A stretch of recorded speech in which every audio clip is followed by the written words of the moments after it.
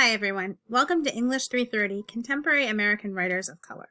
We're not going to read through the entire syllabus, so I would encourage you to download a copy and review it at your leisure. But we're going to go over some of the key points here. Course texts are listed here, but please note that we do no longer need the Mengistu novel. We're going to cut that from our syllabus. So you only need to purchase A Raisin in the Sun. It's about $7 on Amazon. I would encourage you to order it soon because I know there may be some shipping delays. But we won't be using it until later in the term. My contact information is listed here as well as our course time and location once we actually move back on ground. This class focuses on the literary movements that involve contemporary American writers of color, including African Americans, Native Americans, and Latino Americans, as well as Asian Americans. Students will engage with genres including fiction, poetry, and drama throughout the term, and looking at literary criticism as well. The course is not only going to focus on the ways that writers have engaged with their current cultural moments, but also how their writing reflects historical, social, and cultural contexts. So we're going to be talking a lot about the issues that face Americans of color, as well as how they fit into literary movements of their times. The objectives for the course are listed here, as well as our expectations, and I'd encourage you to read through those carefully. The main thing to keep in mind in terms of course expectations is that I expect you to communicate with me when there's a problem. I expect you to be respectful to one another, and you can expect an environment where your opinions are respected and where you can feel safe. It's all right to say things here. We want to make sure that we're being respectful of other people's experiences and that we're not saying anything that would be insulting or offensive or abusive. So make sure that you're treating your classmates with respect, even though we're online, and especially when we're online, because it can be a lot harder to remember in online spaces that other people are still people. If you've ever looked at the comments of a Facebook article, I'm sure you can get a sense of the kind of vitriol that we often see on the internet. So we want to avoid that here because this is an educational space, and we want to make sure that we're being respectful of one another, particularly when we're dealing with more sensitive topics.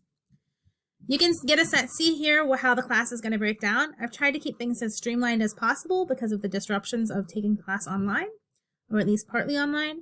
So for this class, there will only be a midterm exam, a final exam, and a final project. Class discussion will be 20% of the grade. Since it's a small class, it's going to be really easy for me to see who's contributing and how you're contributing.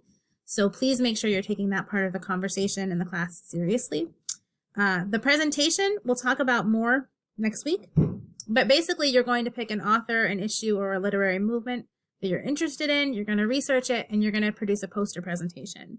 Hopefully that will be in person. If it's got to be online, we'll figure it out as we go and we'll come up with a solution for that. Before you turn in that final presentation, there will be a small part of your grade based on a proposal for what you plan to do, and that will be around midterm. Here you can see exactly how the course is going to break down. For each of the online weeks that we know are going to be online, I've just listed them by week since you'll have the ability to complete that work throughout the week. Our content or focus for each week or theme is listed here. The readings that we'll be doing are listed here under homework. Once we move back to the on-ground class, you'll be expected to complete the reading prior to class. So for example, if we are actually on class in week 5, as we are hoping to be, you'll need to complete all of these readings for Tuesday's class, coming to class having read them, and Thursday we'll be reviewing for the midterm. The midterm exam will take place at the start of week 6. What that means is when your midterm grades are posted, they won't actually be based on anything but discussion, but I will update you after the midterm exam, so I'll let you know what your current midterm grade is at that point. We will be turning in our project proposals after the midterm, so that will be due the second half of week 6. Again, we'll talk about that more as it gets closer. We're going to have some library instruction probably next week. And we'll talk a little bit about the expectations for our projects as well. And then week 11, we will have our final exam on the Tuesday and our poster presentations on Thursday. Since there are only 4 of us, we can get them all done in one day. That's basically the plan for the semester. You can see a list here of campus services that are available to you. Please note that even while we're online, these services are still operational and they're still available free to you. So if you want to use the Learning Center or any other support services, please note that those are still available to you online. Campus policies are listed here. The key thing to keep in mind with online classes is if you do not attend a class in the first 2 weeks, you are withdrawn from the class automatically. So that means if you don't turn in any work online, you haven't attended. There's no other way that we count attendance online except for work. So please make sure that you turn your discussion pieces or whatever in so that you are marked as present. The same goes for if you miss all of your classes for 2 weeks straight at any point of the term, you're automatically withdrawn from the college. While we're taking classes online, as I mentioned, attendance is based on work submitted. And this is the reason that we're going to have 2 deadlines. You need to post something by Wednesday so that I can mark you present for Tuesday's class. And then the end of the week, I will use for the Sunday night deadline for Thursday's class. So make sure that you're keeping up with the discussion in that way so that we can keep track of attendance and participation. There's also a blurb here about the academic integrity policy. Just keep in mind that if you're borrowing information, it needs to be cited.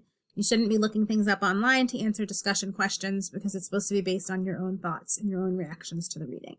So just avoid using outside sources for all of that and you won't have any problems. When we get to the poster project, it's going to be more about making sure that we cite the sources that we're using. And finally, participation in this class. This tells you what it looks like to be a quality contribution to the discussion. We really just want to make sure that everyone is adding to the conversation in whatever way they can. So if you have questions, if you have passages you want to discuss, if you have relevant insights on those passages, or if you can connect with what other people have said and you follow up on their questions or comments, we want to make sure that we're focusing on things that are based on the text or based on the experiences being discussed rather than subjective opinions. So you don't just want to say like, well, I don't think this is real. You want to give evidence to back something up. Or I think he's sad. Why do you think he's sad? What do you see in the text that indicates sadness?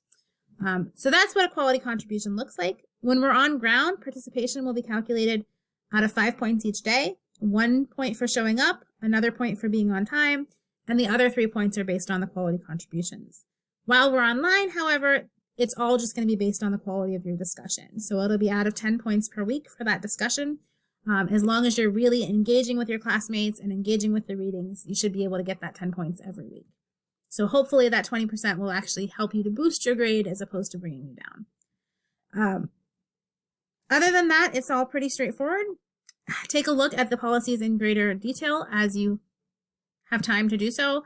Take a look at the schedule, see if you're going to anticipate any potential problems this term. And basically, if you have any questions about anything, just let me know. I'm always here to help, and I'm really looking forward to talking about all these readings with you guys this term.